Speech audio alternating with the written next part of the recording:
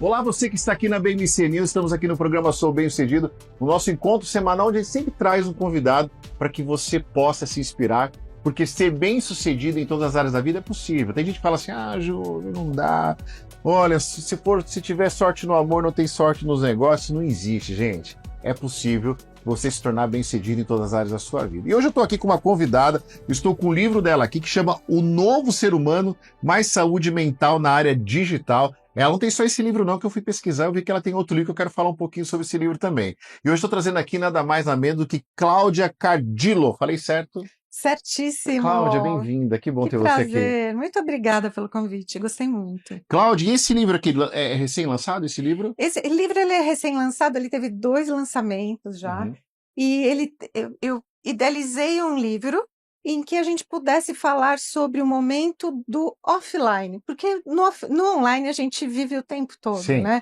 E nós criamos personagens, avatares, e somos e vivemos isso no dia a dia. Então, quando nós estamos fora das telinhas, quem nós somos e o que nós podemos fazer para ter mais saúde mental, mais qualidade de vida, mais bem-estar e mais relacionamento em família. Sim. E o offline, muitas vezes as pessoas estão deixando mais de lado, né? Porque a gente vive o tempo todo na telinha, né? Normalmente a gente começa a trabalhar às 8 da manhã, não tem hora para acabar, mas aqueles que vão até às 6, 8 horas da noite, eles trabalham assumindo personagens, porque quem nós somos diante da tela, né? Nós Sim. precisamos ter uma postura profissional. E muitas vezes a pessoa se perde entre o que ela é na telinha Sim. e o que ela pode ser e o que ela é realmente no offline, na vida real, né? Sim. Cláudia, você é paulista ou não? Não, eu sou de Bauru, eu sou Bauru. paulistana. Paulistana. É engraçado isso, né? Eu gosto muito do interior, eu ainda falo com sotaque do interior, né? Mas eu vivo aqui e sei o quanto São Paulo é a terra da oportunidade, né? Eu já tive vontade de voltar para o interior algumas vezes, mas é aqui que tudo acontece. Sim. Eu comecei a minha vida profissional aos 16 anos como professora de música. Você é musicista? Eu sou músico também. Eu toco piano, canto, toco violão, adoro música, porque a música ela faz com que a gente tenha mais, se conheça mais, né? Se Mas você fez autoconheça. aula ou aprendeu sozinha? Não, eu comecei com 6 anos de idade, me formei aos 16 e foi a partir daí que eu já trouxe o meu hobby como primeira profissão e comecei a dar aula para crianças, de Legal. musicalização infantil, de piano também, e fui desenvolvendo uma metodologia e percebi que as pessoas que passavam em aula comigo, elas aprendiam muito rápido, e eu sempre ouvia isso, né, dos meus alunos. Eu cheguei a ter 30 alunos particulares, mais alunos das escolas que eu dava aula também, conservatório. Foi aí que eu entendi que não era o que eu ensinava, era como eu ensinava, a minha metodologia que era o E como é que diferencial. você ensinava? Porque assim, eu sou músico também, e a minha esposa hoje ela faz aula de piano, né? E ela gosta, tal, tá fazendo aula de piano. E aí todo mundo que a gente vê fala assim, nossa, é difícil, tal. E aí todo mundo fala assim, eu quero ir num lugar que é mais fácil, né? Como é que você encontrou esse caminho? Porque eu tive uma professora, várias professoras durante a minha vida, e que estimulavam muito o som, né? O som ele vem em primeiro lugar. Sim. Então, o que você ouve na música é completamente diferente do que você está lendo na partitura. Sim. Então, ensinar a célula rítmica primeiro, ensinar o que é ouvir aquela música, né? Como interpretar aquela música para que você chegue o mais próximo possível, né, do que você quer tocar, faz parte de um estudo. Então, muitas vezes os professores chegam com a partitura na frente e falam para o aluno lê e toca. É um saco. Eu mesma fiz durante muitos anos no conservatório dessa maneira, né? Então, a minha leitura à primeira vista é muito boa.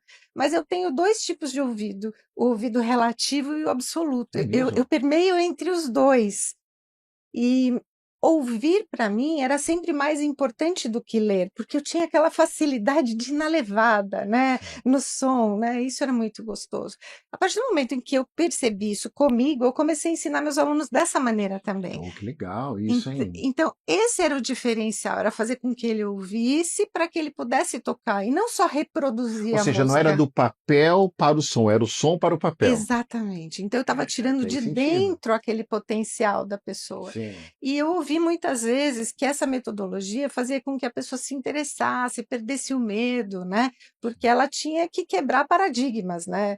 Se a leitura, as cifras, as notas eram aquela dificuldade dela, eu já partia para alguma coisa que ela não conhecia, então ela desconhecia o medo do som, Sim. e isso era muito gostoso.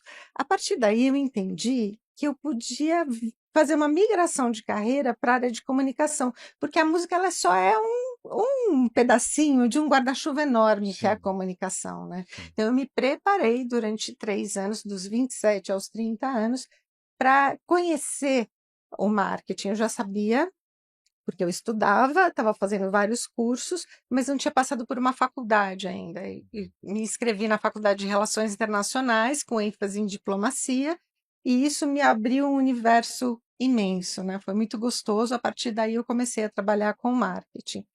Depois disso eu ainda Conseguiu deixar a música? Eu vou falar uma coisa para você. não, a Com quem música é não músico sai não da tem, não tem gente. como. Você A mu sabe que eu parti de uma paróquia e até o padre que tá, o Padre Marco, que eu mandar um abraço, ele também é comunicador, ele tem programa na Rede Vida e tal.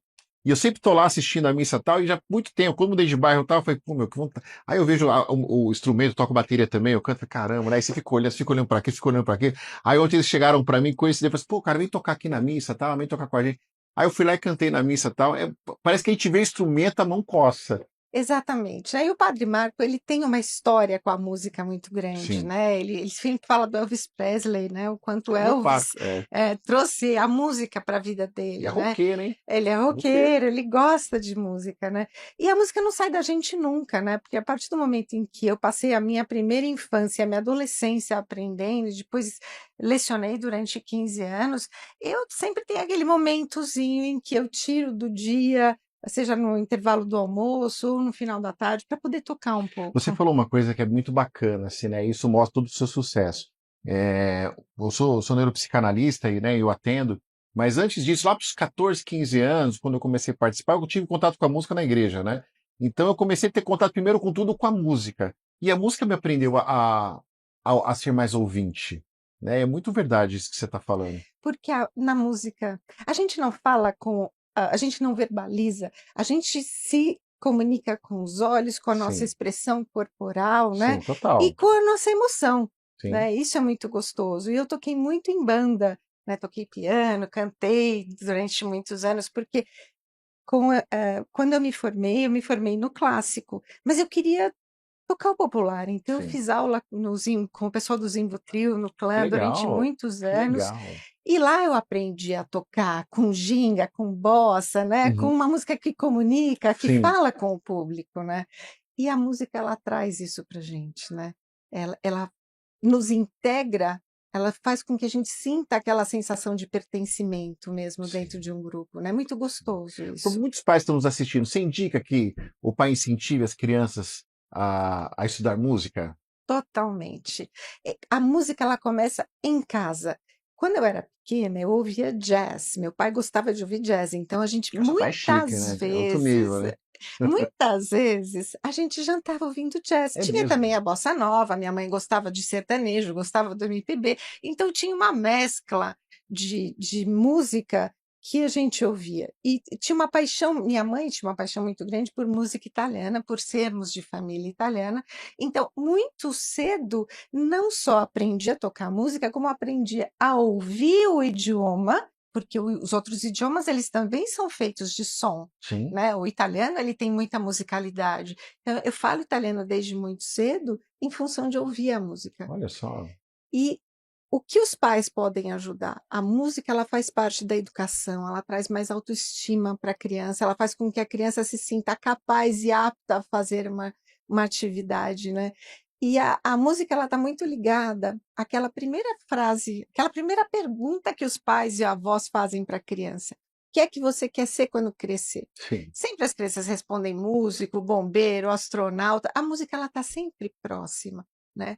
E o que é que a criança faz ou o adulto faz que quando faz as pessoas olham e falam: "Nossa, que delícia, você precisa fazer isso sempre", né. A música ela também ela está ligada ao hobby da pessoa, e é o que a gente faz com paixão, com amor, a gente faz com genuinidade, a gente faz com amor, com aquela vontade de querer fazer sempre o melhor, né.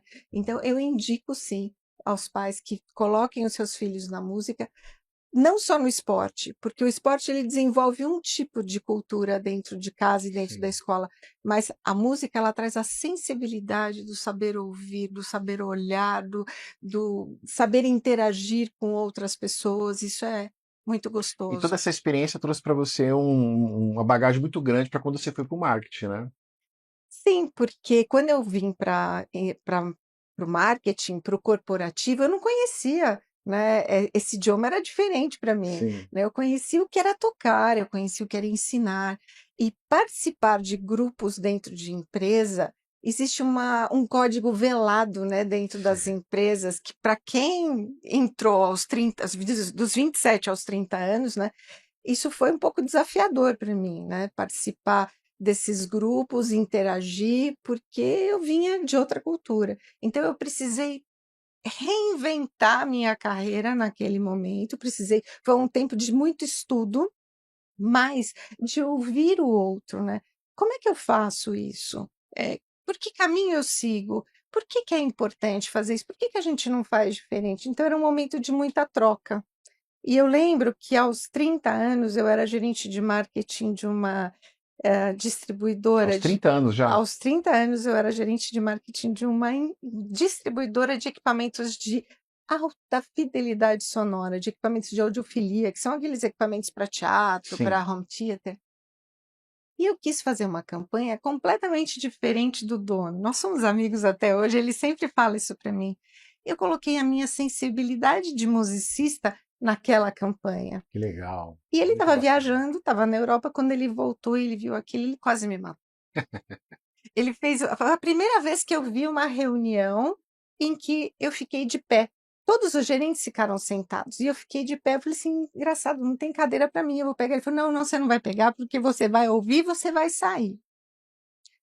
E eu entendi aquilo como uma coisa negativa, né, eu falei: "Acho que não gostaram", muito pelo contrário, a campanha foi muito bem aceita, e depois no final da reunião eles me chamaram de novo para dizer que eu trouxe um olhar diferente para aquela campanha dos equipamentos, e que eu coloquei o olhar, o ouvir, o sentir, o pegar o instrumento, sendo que antes o instrumento não, o equipamento, e sendo que antes eles, colocavam a marca em primeiro lugar.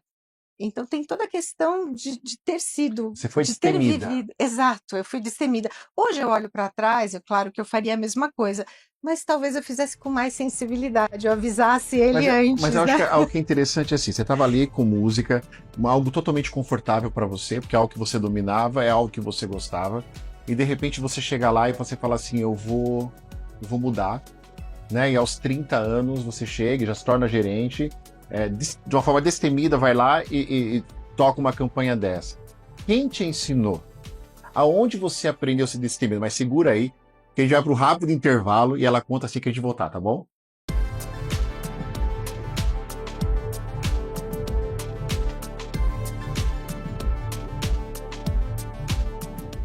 Estamos de volta aqui no programa Sou Bem Sucedido. Estamos recebendo aqui hoje Cláudia Cardillo. Esse aqui é o novo livro dela, que você pode já adquirir. Está nas plataformas? Sim, nas grandes plataformas e na própria loja da editora Literary Books. Legal. Mas e aí? Quem te ensinou a ser destemida, a sair desse conforto que você estava? Porque tem gente que, por exemplo, no meu caso, a vida me tirou do conforto. Você sabe que a minha terapeuta falava para mim assim, ó, você não, os outros fizeram o que você não teve coragem de fazer. Fiquei bravo, hein? Fiquei bravo com ela, mas ela tinha toda a razão. Porque às vezes são situações que a gente vai carregando, que a gente tem que sair daquele espaço, mas às vezes a gente não tem coragem, enfim, e aí a vida expurga a gente para fora. Mas no seu caso não, partiu de você, pelo que eu estou entendendo. Partiu de mim, eu era E- muito feliz, eu era bem-sucedida, então, né. O sucesso ele é subjetivo, para cada sim, pessoa ele acontece de uma maneira diferente, mas sim, eu amava o que eu fazia, sim. né, então Seus olhos brilham quando fala da música. é, até hoje, né, eu gosto Aham, muito, mas eu amo o que eu faço também, porque eu entendi que realmente eu precisava dar um próximo passo, eu isso. precisava mudar de nível. E esse mudar de nível, para mim foi muito positivo, Sim, porque ele me trouxe essa visão do todo, né, da música ser exatamente uma pequena parte do que era a comunicação já naquela época, né. E eu gostei tanto do desafio do marketing que eu passei a estudar cada vez mais a comunicação para me tornar especialista em comunicação estratégica. E a partir daí eu também fiz uma nova transição de carreira aí dentro do mesmo setor para abrir a minha agência de comunicação e marketing. Então, isso para mim foi uma evolução, uma aprendizagem muito grande, mas o ser destemida ele vinha muito da música. Porque a música me trouxe isso, né, chegar a estudar 8 horas por dia para tocar um 8 concerto, horas por dia. 8 horas por dia, fazer bolha de sangue nos dedinhos e nos polegares, né, pelos ataques, né, do piano, e isso me ensinou muita coisa, a ter disciplina, a uma frase que minha mãe falava quando eu era pequena, "Você decidiu estudar música, agora você vai até o final". Então não tinha esse negócio: "Ah, vou experimentar, se eu não gostar, eu posso parar". Não. Eu enchi tanto o saco dos meus pais que eu queria aprender música, que quando eu entrei, eles já sabiam que era para eu me formar. E eu levei isso até o final. Então eu não tem uma situação na minha vida em que eu não me veja desafiada e que eu não vá até o final. Isso me ensinou e me fez ter mais força de vontade ainda para tudo aquilo que eu começo, ter começo, meio e fim. Porque até o lugar confortável ele é perigoso, né? Ele não, ele faz a gente às vezes, isso tá legal, mas não vai levar a gente para o próximo nível. E você foi entendendo esses níveis que, né? E uma coisa que é legal da música, né? Que eu fui aprender depois que fui estudar, porque eu aprendi de ouvir depois fui estudar, né? Quando você toca com banda, então a gente fala que muitas vezes os tecladistas não deixam o baixista tocar, né? Porque ele fica fazendo muito baixo ali. Então, assim, cada um tem que entender o seu lugar, né? E eu acho que todo esse sucesso que você tem, a gente vai falar um pouco mais dessa carreira, porque você foi sabendo o seu lugar e você foi crescendo. Opa, já alcancei esse meu lugar, agora eu vou vir para cá, alcancei esse lugar, e foi fazendo você alcançar parâmetros grandes, né? É exatamente isso, Fez né? E sentido o que eu tô falando? Eu tô claro que viajando? sim. Não, é exatamente isso. E tinha ainda a questão da ambição, né, onde eu queria chegar, né, eu tinha um planejamento. Com a música, eu continuaria sendo professora de música, musicista, continuaria tocando Mas em você podia hotéis ir muito até hoje, mais do que isso. mas eu podia ir além. E foi isso que me motivou a começar tudo de novo, porque eu realmente precisei começar tudo de novo. E, eu não em momento algum eu pensei em parar, eu falei assim: "Eu quero isso e eu vou com isso também até o final", porque eu já cresci com essa mentalidade, né, de começar e ir em frente. Então, eu não tive muitos ensaios na minha vida de começar e parar, porque toda vez que eu decidia, eu queria, né, então tem aquele desejo antes, né, eu me planejo, eu me programo, eu me determino e aí eu vou. E foi assim que eu abri a agência também, os primeiros 5 anos foram terríveis como empreendedora, Sério? porque eu tinha toda a experiência, eu tinha a técnica, mas faltava alguma coisa. E o empreendedorismo, há 30, 40 anos atrás, não se ensinava em escolas como se ensina hoje, Sim. né, eu precisava aprender mais, então eu fui novamente estudar sobre empreendedorismo, sobre o que é ter uma empresa, né, quais são os departamentos da empresa que eu preciso dar atenção, quais são as equipes que eu preciso trazer para mim, e a partir daí, as coisas foram começando a fazer parte daquela engrenagem e até hoje, elas funcionam muito bem, E o que é mas legal é que você entendeu que isso era um processo, né? era um processo, era um processo. Eu ouvi de muitos amigos, de muitas amigas, que eu era louca, né, em abrir a minha agência. "Por que você não continua onde você está no mercado, que você está super bem", eu era super bem reconhecida, tinha muito headhunter que me colocava de frente, né, com posições que me levavam para um mercado cada vez mais novo. Porém, eu precisava passar por tudo isso, porque a partir do momento em que a gente passa por todos os processos de uma empresa, a gente aprende tudo aquilo que a gente precisa aprender para poder ensinar. Então, ser um mentor hoje, como hoje eu tenho vários mentorados e vários alunos, na área de negócios, na área de empreendedorismo, é porque eu passei por todas essas etapas, né. Anota aí, olha, presta bem atenção no que ela falou. Eu vou trazer aqui para vocês mais claro, vocês entenderem por que que ela chegou onde ela chegou. A palavra medíocre às vezes assusta as pessoas porque dá a entender que é desvalorização, e não é. A palavra mediocridade significa a gente ser mediano, e não tem nenhum problema. Você quer ser mediano? Não tem nenhum problema. Nenhum, zero. Zero problema. Qualquer pessoa que quer ser mediana, ela pode ser mediana. Mas a Cláudia está falando aqui o seguinte: olha, eu fui aqui como musicista, eu cheguei, dei minha alta performance, dei o meu melhor. Acabou o meu desafio, vou para um próximo propósito. Ela foi para um outro propósito. Eu fui para um outro propósito. Aí, os meus primeiros 5 anos foi terrível, mas como eu sempre digo, ela sonhou, planejou e executou. Então, quando ela diz o seguinte: eu quero ter alta performance na minha vida, eu quero ter performance nos meus negócios, eu quero ter alta performance, então ela diz o seguinte: eu não quero ficar parada aqui. Talvez você esteja assistindo, você está parado sempre no mesmo lugar, porque a zona é confortável, ou você fala assim, porque todo mundo faz. A Cláudia, né, e esse livro fantástico que ela vai falar daqui a pouco, em tudo aquilo que ela chega, ela diz o seguinte: eu não quero ser igual todo mundo, eu não quero ser mediana. Falei alguma bobagem? Não, você está exatamente, você pegou a essência, você captou a essência do que eu quero transmitir. Eh, Muitas vezes eu até perguntava para mim: "Será que eu estou no caminho certo? Será que eu Sim, continuo?" Claro que a gente tem dúvidas ao normal. longo da vida, né, mas são os grandes mentores é que fazem com que a gente tenha essa certeza, né. E eu fui atrás de grandes mentores para me trazerem exatamente isso.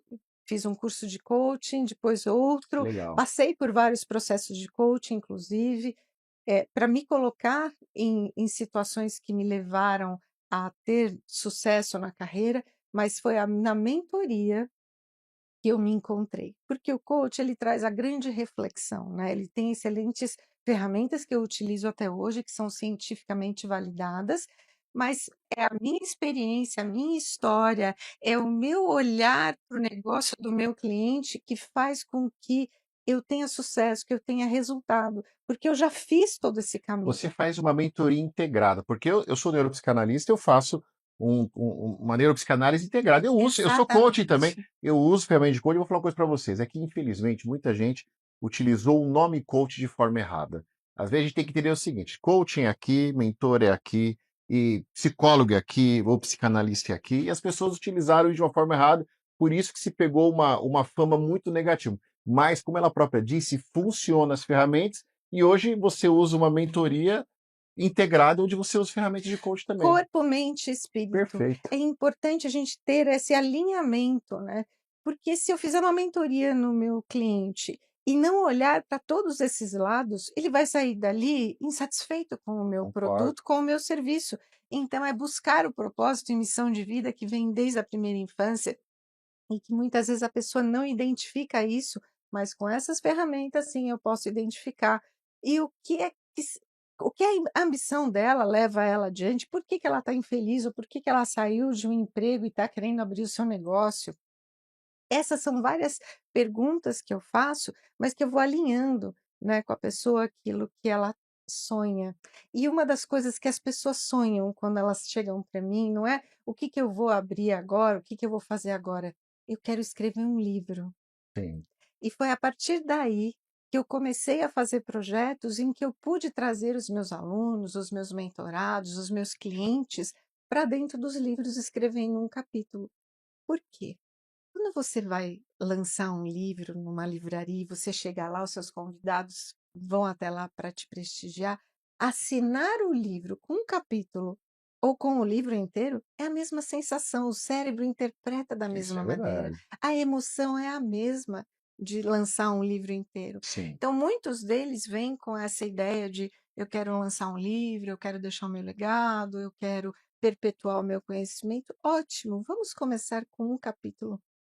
A Que partir legal. daí é que a gente vai buscar um livro maior Esse é o trabalho que a sua agência faz também. também. Então, eu faço, além da mentoria de carreira, negócios e empreendedorismo, eu faço a mentoria de escrita literária. Que legal. Porque ao final da mentoria de negócios, vamos trazer o seu sonho, vamos abrir a Pô, que caixinha, né, bacana. para ver Pô, o que que é que você legal. tem aí Que dentro. sacada legal. Ou seja, você trabalha a vida da pessoa, você constrói com ela e depois você registra isso, né? Exatamente. Nossa. E isso tem sido para mim maravilhoso, porque também aconteceu comigo.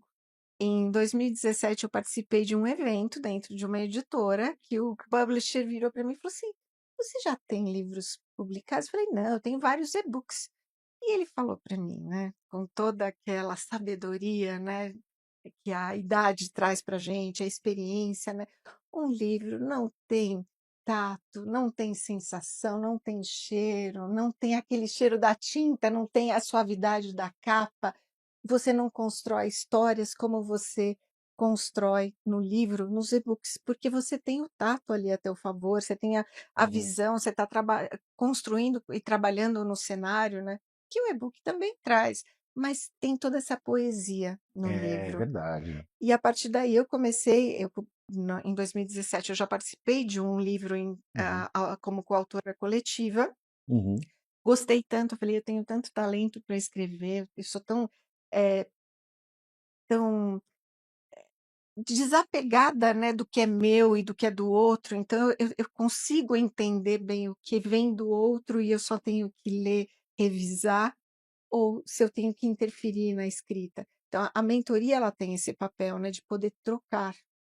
E a partir do momento que eu comecei a fazer a curadoria, a mentoria desses livros, eu percebi o quanto de gente eu podia trazer para dentro desses livros, Sim. né. Nossa, muito legal. E o que é legal, porque assim, a pessoa ela faz a mentoria com você, ela cresce, né, faz todo esse trabalho, ou no encerramento, ou num certo processo, ela vai lá, Exatamente. ela registra aquilo, ou seja, fica marcado na vida Fica dela. O marcado, seu trabalho fica marcado na fica vida dela. marcado. Mas olha só, gente, deixa eu te falar. Talvez você aí queira marcar sua vida também. Aí, ó, aqui embaixo eu vou colocar aqui, ó, aqui no GC, os contatos dela, rede social, para que você possa já, no intervalo agora, já ir procurando ver ela nas redes sociais, tá bom? Já pro rápido intervalo, daqui a pouquinho a gente volta.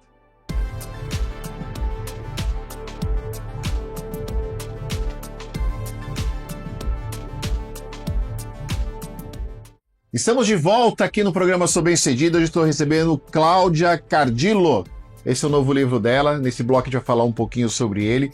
Mas está falando de um trabalho muito bacana que você faz. Porque eu acho que todo empresário ele tem esse desejo de registrar a sua trajetória, enfim. Mas quando você pega o empresário, ele tem essa noção de que a história dele é tão interessante quanto ele imagina, ou ele já fala, não, a minha história é top, ou não? Não, não. Dos 200 mentorados em escrita literária que já passaram por mim 200 já? até hoje, 200? 200, porque também tem os que escrevem os seus livros individuais, né. Certo. Claro que é mais trabalhoso, né, tem Uhum. mais tempo, né, fica em torno de um ano e meio, Sim. mas o objetivo é sempre lançar nas bienais. Então, na última Bienal, lancei 5 livros de clientes em que eles escreveram individualmente, e nos intervalos eu faço os projetos de Nos intervalos. curadoria Sua mulher não coletiva. para. Meu marido, às vezes, ele fala: "Quando é É, que você vai parar, né?" Não tem como não parar, tem né, como. porque o carro ele está sempre tão acelerado, né, que um projeto já engatilha no outro. Eu já tenho Sim. outros projetos também que eu já venho trabalhando a partir do lançamento desse, porque quem é convidado para escrever e não escreve, fica com aquele desejo ou aquela pulguinha atrás da orelha, né? Sim. Será que eu deveria ter participado? E quando a pessoa vê o lançamento e a repercussão do lançamento, ela sempre vem para o próximo. Isso é muito Sim. legal. Mas você me perguntou sobre se a pessoa tem a noção do que ela faz. Que é tão importante assim? Não, Não. porque é a partir da mentoria que a gente vai alinhando os pilares, né, do autoconhecimento, de quem eu sou, o que eu quero deixar para a humanidade. Muitas vezes a pessoa não tem esse senso de urgência de legado, mas a partir do momento em que a gente vai alinhando os pilares, ela identifica, nossa, isso pode ficar sim como um texto precursor, né, um texto em que as pessoas a partir daí vão pensar de uma maneira diferente. E hoje a gente tem muitas terapias que são derivadas ainda das terapias integrativas, né, então Sim. tem muitas terapias nascendo que, já nesse livro eu trago aí, como novidades que são modeladas em outras terapias integrativas. Entendi. Então o objetivo é sempre essa união de corpo, mente e Sim. espírito, né, e a dimensão da emoção. Sim. Falando desse livro aqui, o novo ser humano, mais saúde mental na era digital. Fala um pouquinho desse livro pra gente, né? Tem aqui uma pergunta aqui, né? Uma provocação. Você está pronto para o novo ser humano? O despertar consciente com mais tecnologia e mais saúde mental. Você está pronto para o novo ser humano? A gente não sabe se a gente está pronto, se a gente É. não conhece o novo ser humano.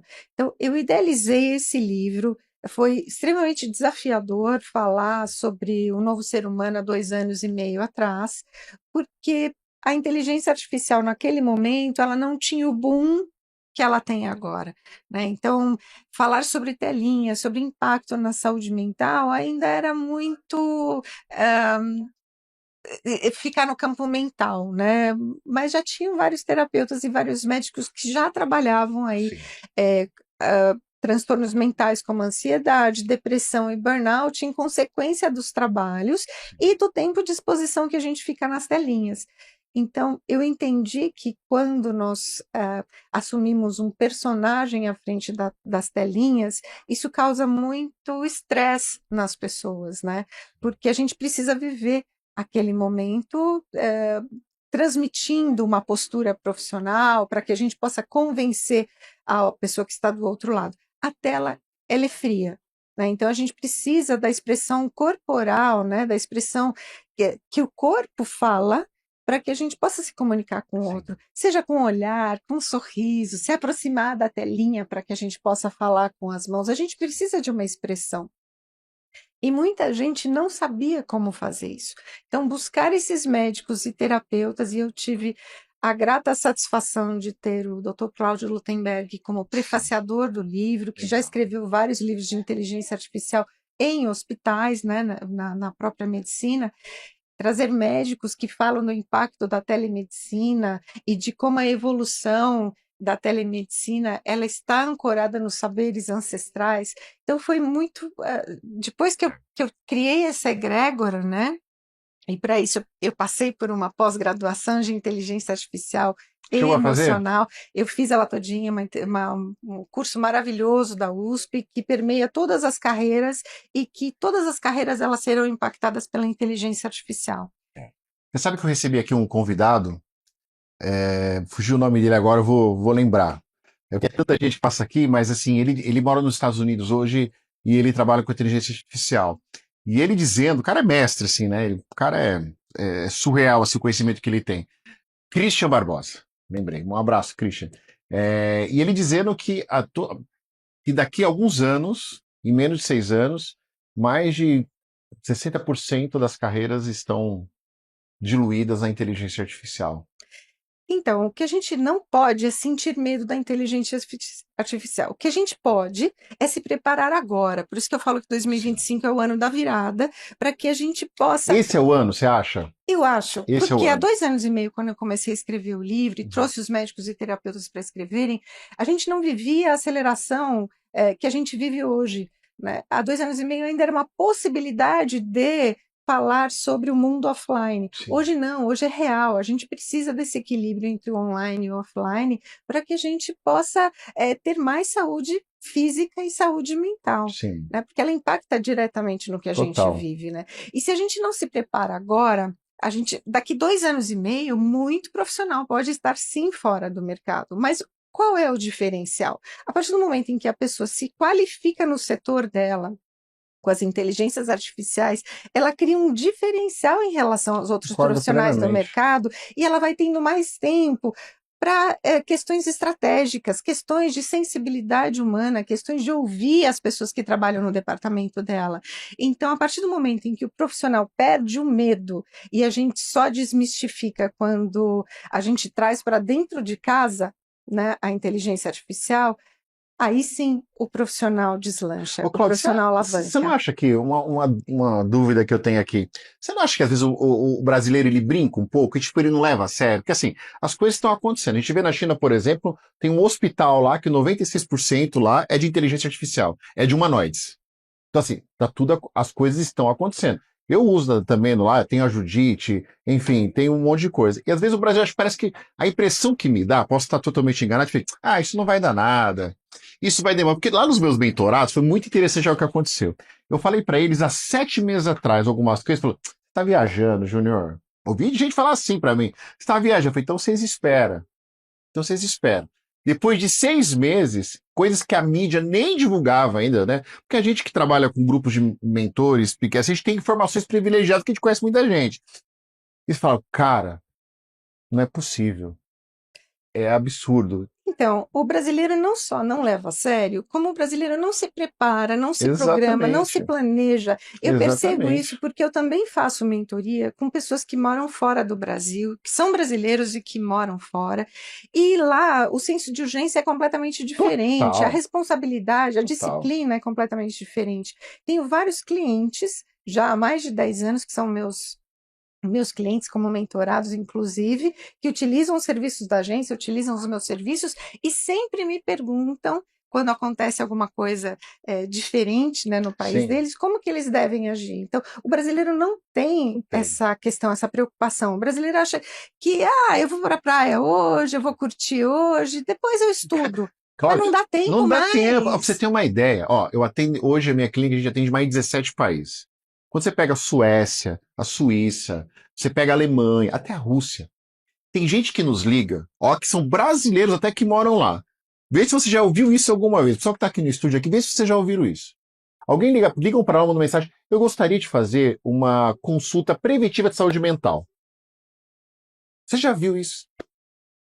Aqui no Brasil não se fazem isso, não se fala desse termo, né? Hoje já é uma luta para fazer um exame preventivo de próstata, ou da mulher de fazer um Papa Nicolau, ou seja, lá eles procuram a gente. Aqui não, aqui quando tá quase internado, só fala, agora eu preciso de um Por psiquiatra. isso que a Organização Mundial da Saúde já traz o Brasil como o segundo país que desponta em ansiedade, depressão e Já é o burnout. primeiro. Já passou para primeiro? Em 2000, no final de 2024, a Organização Mundial da Saúde, antiga, antes da pandemia, era São São Paulo, Paulo era a cidade exatamente. mais ansiosa do mundo.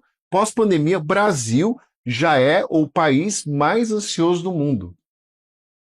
Tem alguns dados, eu não vou afirmar aqui, porque esse dado que eu vou falar agora, daqui para frente, não vou afirmar, mas dizem que mais de 60% da população brasileira já desenvolve algum sintoma de ansiedade.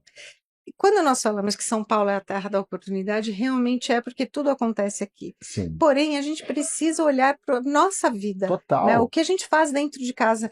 Eu falo muito para as mães, né, quando elas me procuram, e hoje eu tenho adolescentes também como mentorados. Olha que É legal, muito legal muito despertar o bacana. desejo da carreira.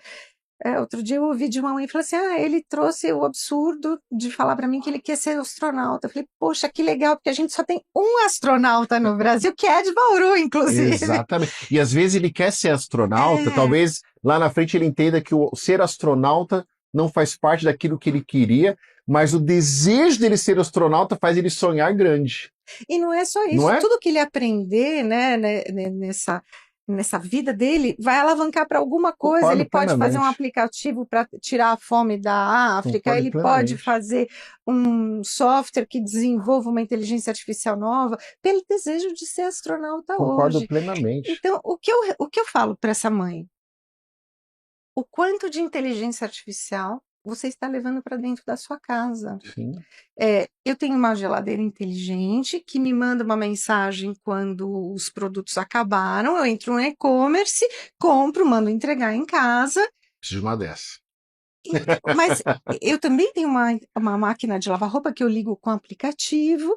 Então, essas coisas, quando eu levo para dentro de casa um robô aspirador, a criança cresce com esse desejo de inteligência artificial, como existiu nos anos 60, nos anos 70, o desenho dos Jetsons, e eu Eu lembro. cresci, eu cresci com aquele É desejo de verdade. ter um secador de esmalte. E hoje eu tenho um secador de Você tem. esmalte. Eu vou na manicure, mas eu chego em casa, eu ponho lá no secador de esmalte, porque isso ficou no meu Sim. inconsciente, né? Do micro-ondas, né? De colocar um sanduichinho congelado e aquilo abrir, sair o sanduíche pronto, né?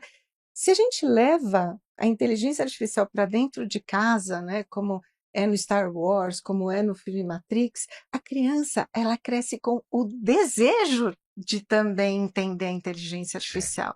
Do mesmo jeito que a Harley Davidson, nos anos 80, estava falindo e fez uma campanha em que ela colocou os pais, o pai dirigindo aquela moto maravilhosa e os filhos em formação atrás, na campanha, nos outdoors, que não tinha som, não tinha nada, mas só tinha imagem do pai com os dois filhos, e despertou, né, o desejo dos adolescentes de terem uma Harley Davidson, e tirou a Harley Davidson da falência, a gente pode trazer isso para dentro de casa. Concordo plenamente. Então, os educadores, os professores, as próprias campanhas de marketing e o cinema americano pode resgatar isso e levar para dentro de casa. Porque a criança cresce ouvindo mais, vivenciando, desejando, curtindo, sonhando, como eu sonhava com o secador de esmalte. E aí a criança está inserida no meio. Ó, e fica mais fácil da gente lidar com isso. deu para entender? Falando de Harley Davidson, o Marco Aurélio, que ele é o CEO da Harley Davidson aqui no Brasil, cara, você tem que vir aqui no programa de novo. Tô te esperando aqui. A gente vai para um rápido intervalo e daqui a pouquinho a gente volta.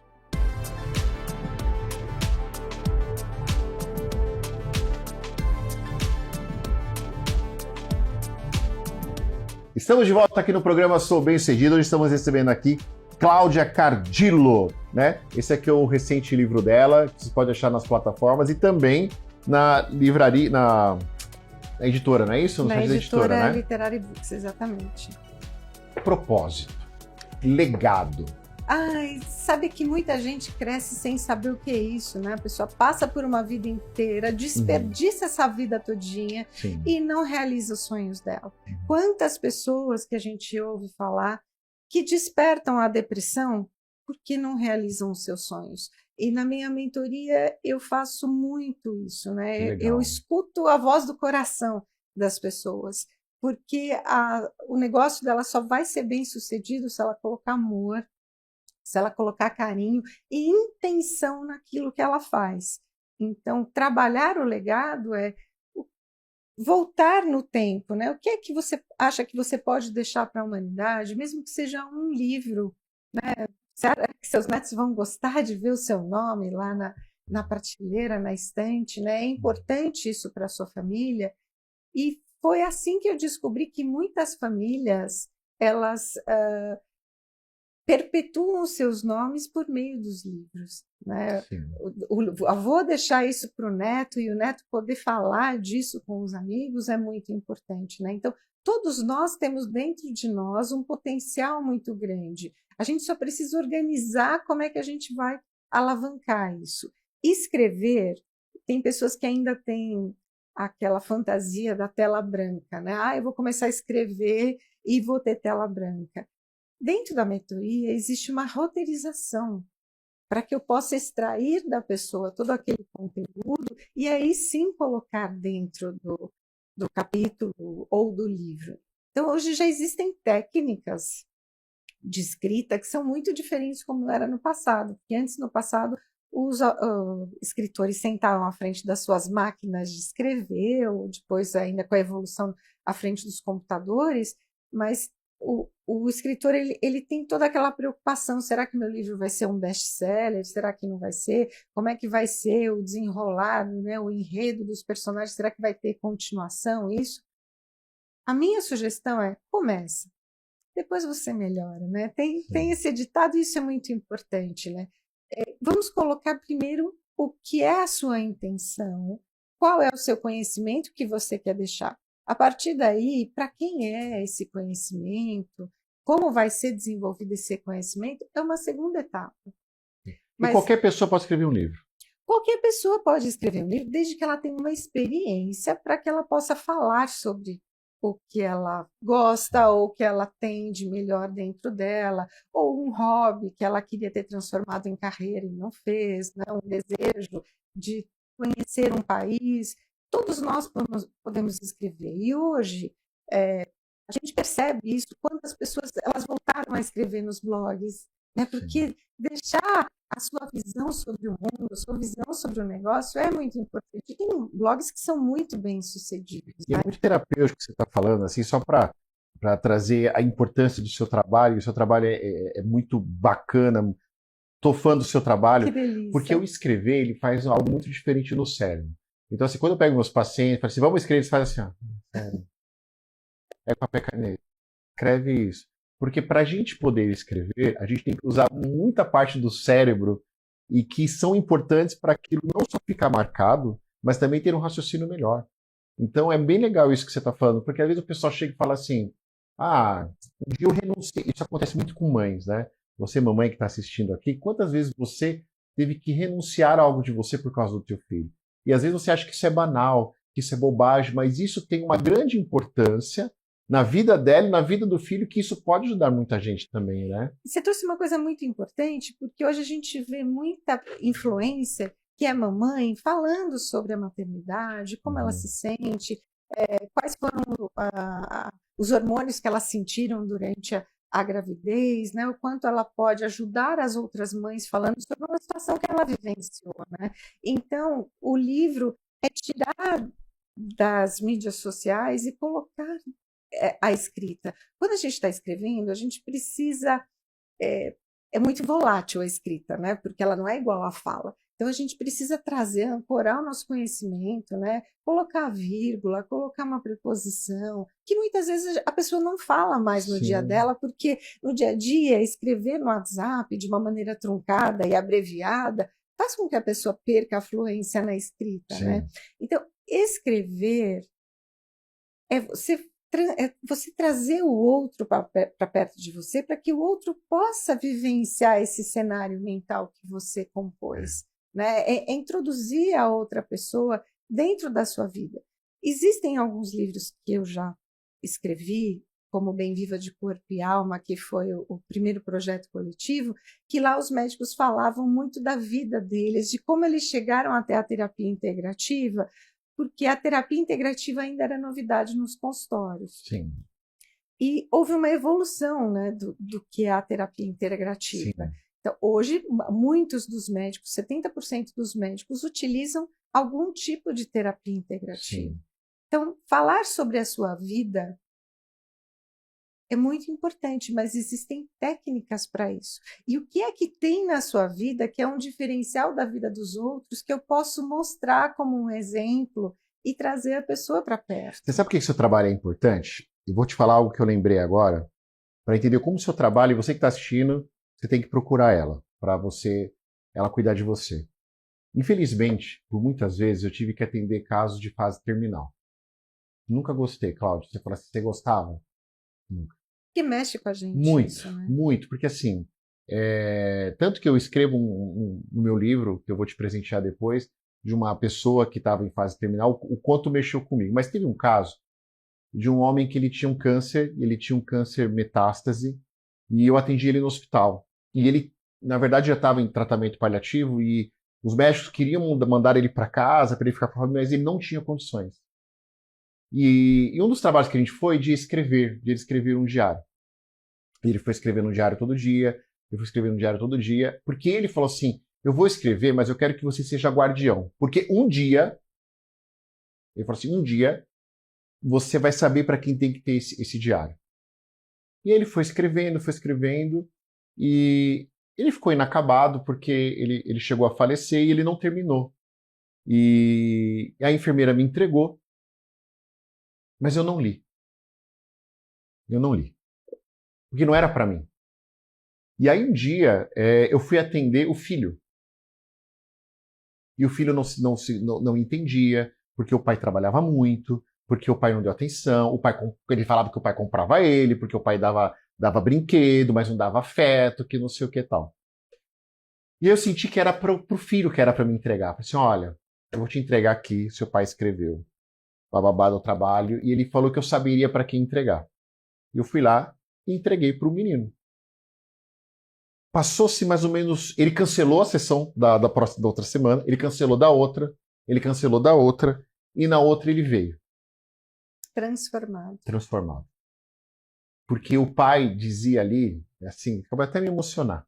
Porque, como às vezes esse cuidado de terapia, da mentoria muda as pessoas, ele falou assim: ele não sabia o quanto o pai dele sofria, ter que abrir mão de cuidar, de estar com ele, porque o pai dele trabalhava muito para dar o melhor para o filho, porque o pai era filho de imigrantes, sofreu muito aqui no Brasil, e ele trabalhava muito para dar o melhor para o filho. Então, às vezes, o registrar pode mudar todo o significado da forma que a gente enxerga as pessoas, né? Para você ver como a escrita ela é terapêutica. Exatamente. Ela curou não só o pai, como o Exatamente. filho. E isso é maravilhoso, né? A gente vê isso muito quando a gente fala dos antepassados, né? Quando a pessoa começa a colocar essa escrita e ela olha para trás, ela sempre tem uma transformação no momento presente.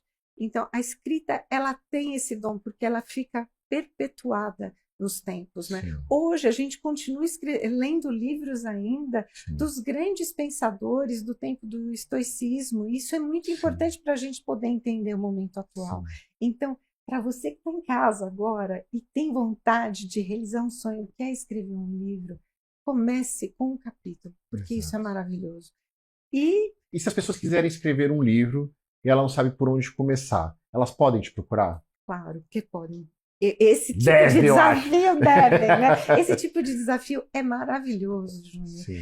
porque eu passo mais tempo com a pessoa, né? Normalmente são projetos de um ano e meio, e hoje tem muito médico querendo deixar o seu legado, tem muito terapeuta, tem muito empreendedor querendo falar sobre isso, né? É importante nesse momento de transição da era digital em que nós vivemos, né? Nós deixarmos o nosso legado para que a gente possa sim transformar a vida das pessoas que vão ler isso no futuro. Eu contei essa história para você entender o quanto isso é importante. Então, olha, aqui de novo está aparecendo aqui o site dela, as redes sociais, para que você possa entrar em contato. E falando em livro, eu também quero dar meu livro para você. Oh, que tá bom? delícia. Depois no final aqui eu toco para você. O que você precisa saber? Esse Muito aqui obrigada. É seu. Esse aqui é meu. Ah, que delícia. Esse aqui é meu, né? Esse é seu, já está autografado. Legal, olha inclusive. só, pessoal, que bacana. Ó, adquira. E tenho certeza que você vai gostar bastante. Cláudia, muito obrigado por ter vindo aqui. Eu que agradeço. Adorei esse momento. Quando tiver livros novos, por favor, traga aqui pra gente. E mega indica o trabalho dela, pessoal. Eu acho que a gente precisa retomar isso, sabe? No mundo que a gente vive hoje, se preocupar tanto com a vida das pessoas, a gente tem que parar um momento e olhar para a nossa vida. Quando você vai entender que a sua vida é mais legal do que você imagina. O que você precisa, às vezes, é mudar o ângulo e enxergar a vida diferente. Exatamente. Cláudia, muito obrigado. Muito obrigada, agradeço, adorei te conhecer, adorei Prazer teu é trabalho e vou ler com todo prazer. Muito obrigado. Obrigada. Olha só, semana que vem nós estamos juntos aqui na BMC News. O programa acabou agora. Vai acabar agora. Acabou não, vai acabar agora. E já vai estar lá no YouTube. Você já pode compartilhar. Sabe alguém que quer escrever um livro? Sabe alguém que quer contar a sua história? Compartilhe nos seus grupos do WhatsApp para todo mundo que já acabamos de subir lá no canal da BMC News aqui, tá bom? Um abraço, pessoal. Até semana que vem. Tchau.